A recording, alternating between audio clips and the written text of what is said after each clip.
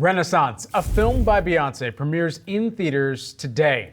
Parts documentary, parts concerts, the film is projected to pull in upwards of $20 million in its opening weekend.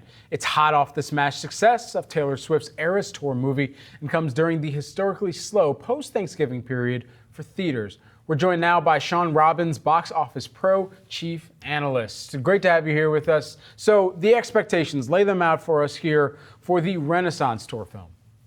Yeah, thanks for having me back. This is, in the wake of Taylor Swift, it's kind of hard to live up to that performance a few months ago at the box office, but this is still a significant release for movie theaters, one much like Taylor Swift that nobody really expected. And for Beyonce to come out, put this film out there, bring out her fans, it's kind of a welcome injection of content on the big screen during a time we don't usually see a lot of that right after Thanksgiving and a few weeks before Christmas. It's kind of a dead zone for cinemas. So every little bit is kind of welcome news for theater owners, and Beyonce is certainly the kind of artist that will bring out fans. Shawn, when it comes to the debut expectations, we have some expectations or some estimates, I should say, on the screen. What are you expecting to see in terms of how it's going to stack up versus what we saw with Taylor Swift? Yeah, I think it's going to land somewhere in the middle of that range. It seems like a little bit of a wide range, and just, in some context it kind of is, but there's a lot of volatility to projecting this type of movie because there are so few concert films in modern day times.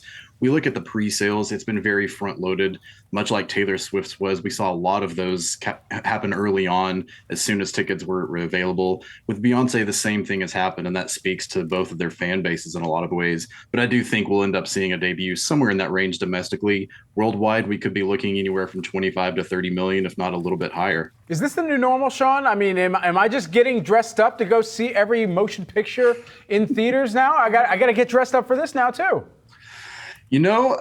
Maybe it is. I don't know. Every time it seems like we're talking about something. Last year, people were dressing up as Minions. This year, people were dressing up as Barbie and Oppenheimer. Now we're talking about Taylor and Beyonce. I don't know. If it adds a fun aspect and if it brings people out to theaters and go do something together like that, I'm all for it. Why not?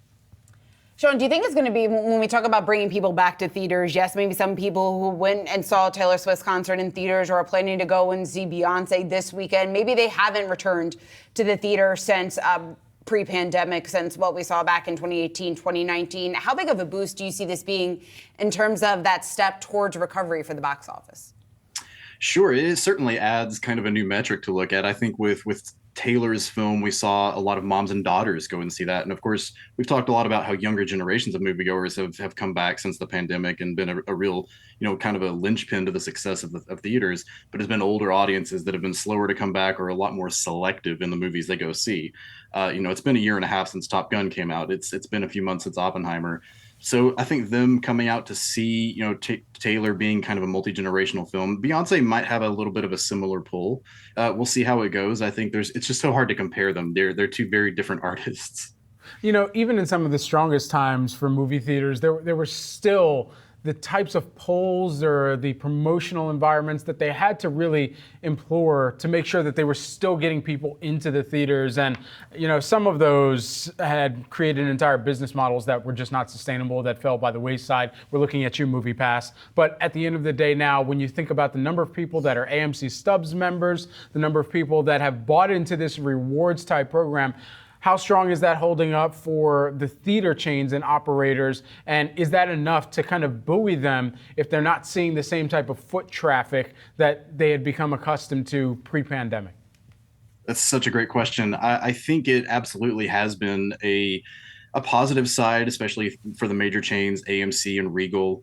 They lean on those subscribers because in slower times, people can look on that subscription and say, okay, I've got access to go see a movie. Let's just see what's playing right now, even if I don't know about a big Marvel movie, or I don't know about Barbie or Oppenheimer or something like that that's big out at the time.